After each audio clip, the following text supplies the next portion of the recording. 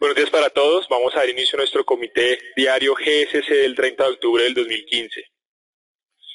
Iniciando con noticias fundamentales para Colombia, tenemos que ahora la directora de ACOLGEN, la Asociación Colombiana de Generadores de Energía Eléctrica, comenta que el cargo por confiabilidad fue usado para que las plantas puedan entrar a operar. Es decir, este cargo se utilizó para gastos de mantenimiento, gastos de nómina y logísticas para los combustibles en las plantas térmicas. Mas ella no considera que este cargo actúe realmente como un seguro en un evento como el que se está viendo actualmente con el fenómeno del Niño. Finalmente, adiciona también que después de que pase el fenómeno se debe revisar lo que es el precio de escasez, pues este precio de escasez se estableció con un precio del combustible más económico de lo que actualmente está el diésel, que es el combustible con el que producen energía las termoeléctricas, y que pues es bastante diferente del precio con el que se estableció el de escasez. Vemos aquí también que el presidente de ISA, Bernardo Vargas, expresó que con el fin de que la compañía maneje su estructura de capital, considera la posibilidad de que una filial del conglomerado entre al mercado bursátil. Esta noticia será ampliada más adelante. Aquí también observamos que en el mes de agosto los activos del sistema financiero tuvieron un incremento anual del 8,26% y además registraron utilidades acumuladas por 7,41 billones de pesos, de los cuales 6,69 billones de pesos colombianos corresponden a las utilidades de bancos y el restante a compañías de financiamiento y cooperativas financieras. Por otro lado, vemos aquí que las autoridades analizan la posibilidad de crear zonas francas para estimular las inversiones en recobro mejorado, una técnica que permite aumentar la producción en campos petroleros existentes. Esto pues con el fin de aumentar las reservas del país sin necesidad de encontrar o de realizar nuevos hallazgos. Entonces pues aquí la estrategia consiste básicamente en exprimir los campos existentes para aumentar las reservas.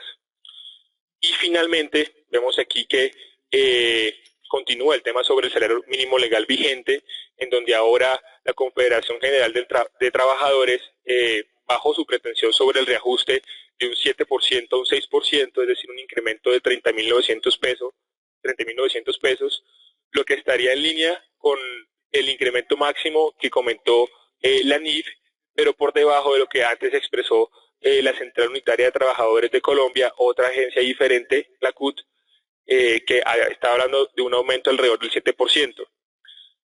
Por otro lado, también tenemos que la oferta empresarial fue del 3%, la mitad de lo que ahora se ajustó la pretensión del incremento por parte de los trabajadores, es decir, 15.450 pesos, a lo que algunos exmiembros del gobierno pues comentaron que es una oferta muy baja teniendo en cuenta los niveles de inflación y cómo se podría comportar la inflación en el año entrante. Finalmente, el Mauricio Santamaría, actual ministro de Protección Social, ya fue comunicado y puede que convoque a una reunión en las próximas horas. Buenos días a todos. Bien, para la jornada de hoy tenemos 3 países o 3 bancos centrales que dejaron la tasa inalterada, una noticia en Estados Unidos y datos en Europa.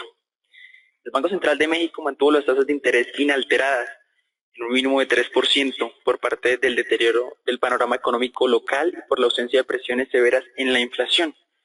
En Estados Unidos el Congreso aprobó aumentar el techo de la deuda hasta el 2017. Acá recordemos que ya veníamos haciendo seguimiento a esta noticia.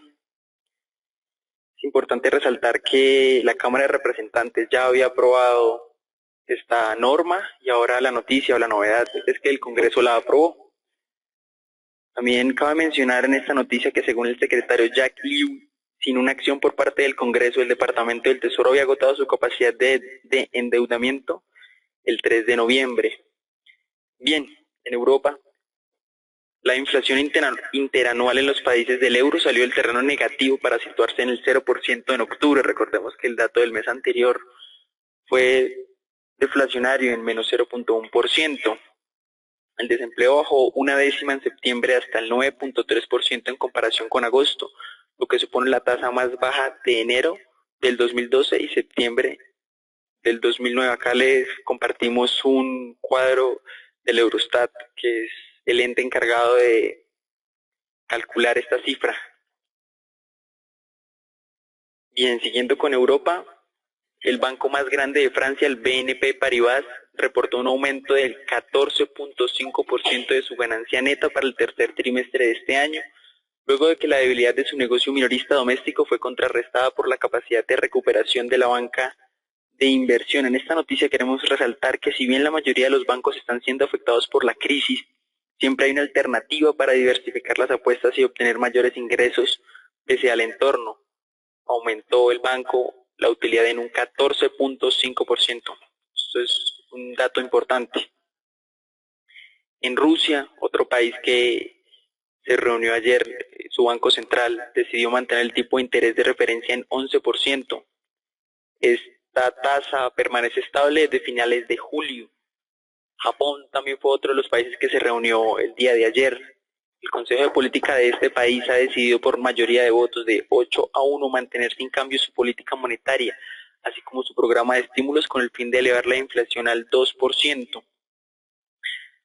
Acá recordarles que el programa de compra se basa en comprar bonos del Tesoro y otros valores, y el objetivo es incrementar la base monetaria anualmente en 80 billones de yenes. Eso es cerca de 590.000 millones de euros. La reunión de ayer, el banco también cambió las proyecciones para 2015. El crecimiento lo tenía en 1.7%, ahora estima crecer 1.2%. En la inflación, recordemos que es calculada sin alimentos, planteaba que iba a tener un crecimiento de 0.7%. Ahora bajó su pronóstico y lo ubica en 0.1%.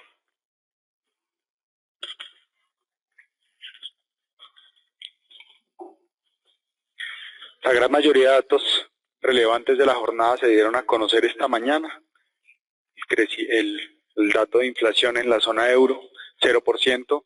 Importante destacar ese leve decrecimiento del desempleo que está mejorando en el corto plazo también en esta zona. Otros datos fueron dados a conocer esta mañana. El ingreso personal pues era el dato más importante, donde vemos una reducción frente al dato esperado del 0.1%. Y ahora hacia las 8:45 de la mañana el mercado estará muy atento a la publicación del PMI, donde el cual el mercado tiene la expectativa de un dato de 49.5, mejorando el dato anterior sobre 48.7. Mientras ese dato sea publicado, no esperamos mayor volatilidad o variación en los diferentes mercados. En Colombia, pues resaltar la reunión del Banco de la República, donde el mercado espera un incremento de 25 puntos básicos, al igual que GSC. Les recuerdo nuestra expectativa para la reunión de noviembre, donde esperamos un incremento de 25 puntos básicos adicionales. El mercado entonces tiene un tono levemente negativo, variaciones muy pequeñas, más ligadas al esquema o al tema de resultados en Europa, donde el BVA y el RBS arrojaron números peores de lo esperado, y eso ha desmotivado a algunos inversionistas que continúan sacando sus flujos de Europa y aprovechando algunas oportunidades puntuales en Estados Unidos.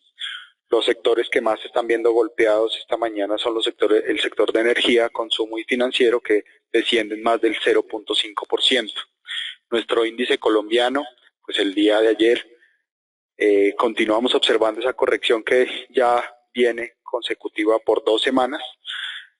Importante aquí destacar la ruptura de la zona de los 1.240, 1.250 puntos, que era un soporte que se estaba consolidando como importante, y ahora entonces estar muy alertas para los inversionistas que no atendieron nuestra recomendación y que siguen con posiciones largas. Entonces ahora les decimos mantener sus ojos abiertos sobre la zona de los 1.200 puntos. Cualquier ruptura futura que se llegara a presentar sobre esta zona, les recuerdo, podría indicar un descenso hasta la zona de los 1.150 puntos. Esto es una caída potencial de más de un 4%, entonces les recomendamos por ahora cautela en este tipo de inversiones. En el largo plazo, pues siempre recordarles oportunidades puntuales, más teniendo presente la temporada de fin de año. Les recuerdo que así algunos inversionistas tradicionalmente aumenten las posiciones en acciones para el mes de diciembre. Ya lo hemos observado durante los 3 últimos años que esto no es un signo fuerte de un incremento, potencial incremento en el precio de las acciones, ya que gracias a la aparición o a la creación mejor del mercado de derivados, se ha logrado como neutralizar ese evento que se observaba en años anteriores. Adicionalmente, pues todavía estamos a la espera de la entrega de varios resultados, compañías bien relevantes, la próxima semana ISA y Pacific, las siguientes semanas compañías como Ecopetrol. La acción que más subió ayer fue Avianca. Recuerdo nuestra recomendación sobre la misma especie continúa siendo neutral con un claro sesgo bajista y esta especie se mantiene sobre ese canal bajista de largo plazo. ¿Qué es importante observar durante la jornada anterior? Pues aquí ese incremento puede obedecer y va en línea con el reporte que les presentamos en la jornada de ayer de la disminución de posiciones cortas, principalmente en el mercado de Nueva York, lo que nos lleva a pensar que algunos inversionistas estarían empezando a tomar utilidades. Les recuerdo la importancia de esa zona de los 1.500 pesos. En el lado negativo, pues Pacific Rubiales, que rompe ayer nuevamente, se comporta por debajo de la zona de los 6.000 pesos. Y les recuerdo aquí también es bien importante, entonces por ahora, recordar o tener presente qué tan fuerte va a ser esa zona de 6.000. Les recuerdo que para los que mantienen la esperanza de que la acción va a subir, pues deberíamos entonces, para cambiar ese canal bajista a largo plazo, tener operaciones por ahora arriba de los 8.500, 9.000 pesos acompañados de volumen. Para los que están más en el corto plazo, aquí es necesario entonces ver, para pensar que este va a ser un soporte ya, que la acción se comporte por encima de los 6.000 pesos también acompañada de volumen. Y simplemente tener presente como referencia la zona de los 5.100, 5.200 pesos que fue visitada durante este año en el mes de enero y abril.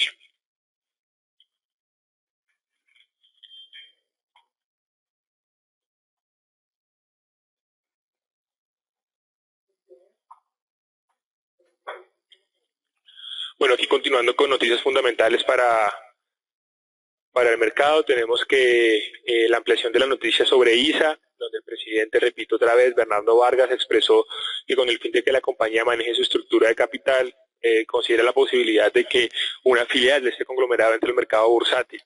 Ante esto, el presidente, digamos que solamente hace un comentario. La entrada de una filial de ISA al mercado bursátil no es inminente, es solamente un comentario, y pues este proceso de que una filial entre al mercado bursátil puede llegar a ser difícil y extenso, pues el gobierno nacional es el actual accionista mayoritario con un 54,1%. Aquí también, pues en caso de que digamos pase lo que se acaba de mencionar, de que una filial de ISA entre al mercado bursátil, nos hace un comentario sobre cuál de estas entrará. Aquí las cuatro filiales más importantes del conglomerado es Transelca, primero Transelca, segundo Intercolombia, las cuales se encargan del transporte de energía. Después viene Internexa, la filial de telecomunicaciones, y finalmente XM, que es la compañía que gestiona el sistema de energía en tiempo real.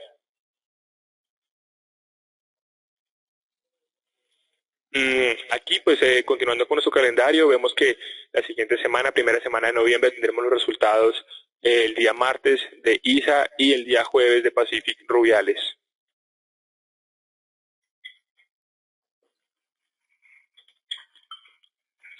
Estas dos sorpresas, lo que tiene que ver con el Banco de Japón. Les recuerdo, el mercado tenía una expectativa clara que podría realizar movimiento similar a lo que hizo el Banco Central Europeo la semana anterior en cuanto a ampliar su estímulo monetario. El mercado estaba haciendo muchas apuestas ahí en contra del yen japonés. Pues digamos, el banco lo sorprendió con esa medida de mantener no solo inalteradas sus tasas de interés, sino también no tomar o ampliar las políticas de estímulos monetarios. Y adicionalmente, pues en Rusia, les recuerdo, el mercado también tenía la expectativa de que el banco muy seguramente podría llegar a bajar su tasa de interés, y también sorprendió al mercado manteniendo la tasa en el 11%. Entonces, estas dos medidas que sorprenden a todos los operadores o inversionistas del mercado esta mañana están favoreciendo el comportamiento de principalmente el yen japonés y el rublo, que se valoran más de 0.5 ya durante esta jornada.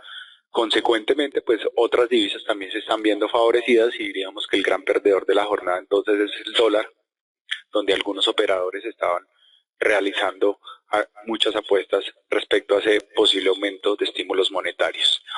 En Europa, pues después de conocerse esos datos de inflación y desempleo, el euro se mantiene sobre la zona de 1.10 a 1.11, y aquí importante aprovechar para los inversionistas de un poco más largo plazo. Les recuerdo nuestra expectativa de muy largo plazo, que ubica el euro en la zona de 1.05, y entonces aquí ese potencial sobre el 1.11 podría favorecer la toma de posiciones cortas con objetivos claros en la zona de 1.08 y 1.09. En el peso mexicano, pues nuestra expectativa es alcista. Les recuerdo que ayer a las 2 de la tarde también se dio a conocer la decisión de política monetaria por parte de Banisco, y consecuentemente pues las minutas de esta reunión. ¿Qué es importante destacar aquí? Pues aunque ellos no están estableciendo que muy seguramente el tipo cambiario o el movimiento cambiario habría afectado la inflación, sí es cierto, y aquí vale la pena destacar dos puntos importantes y también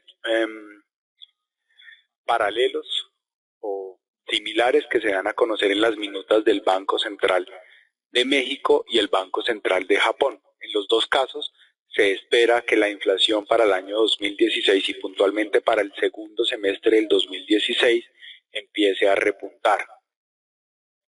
Este dato o esta expectativa, que es, digamos, consecuente, es muy importante para los inversionistas de deuda pública a nivel global, ya que una mayor expectativa de inflación hacia adelante también sería consecuente con un incremento de las tasas de interés. En Colombia, pues ustedes han visto, el peso colombiano ha venido retrocediendo durante las últimas jornadas. El día de ayer retrocedió nuevamente cerca de 4 pesos, y aquí es importante tener presente y no olvidar que en Colombia se está presentando un fenómeno puntual de inversiones offshore que están favoreciendo el comportamiento incluso de los títulos de deuda pública de manera puntual, y también el comportamiento del peso, pero digamos que estructuralmente nuestra expectativa continúa siendo la misma. Las apuestas puntuales no nos pueden desviar, digamos, de lo que pensamos de manera estructural, y aquí entonces nuestra expectativa continúa siendo alcista. Este nivel de 2.900 es un nivel supremamente interesante para entrar a posiciones largas pensando en el largo plazo. Les recuerdo, esa expectativa de incremento de tasas de interés en Estados Unidos ya está por encima del 50% para el mes de diciembre. La expectativa de inflación que acabo de mencionar también ayuda a pensar que Estados Unidos y el resto de países podrían presentar mejores desempeños de inflación en el futuro, y entonces esos incrementos de tasa de interés deberían estimular la salida de flujos de mercados emergentes hacia esos países. En el mercado mundial de petróleo, pues ayer lo vimos, el petróleo repuntó después de conocerse ese dato de crecimiento en Estados Unidos, y realmente no es en sí el dato de crecimiento lo que motivó ese incremento, sino la razón o una de las razones mejor por las cuales se presentó ese dato de crecimiento. Y les reitero, tiene que ver con que las empresas estaban aprovechando los stocks o los inventarios que ya tenían para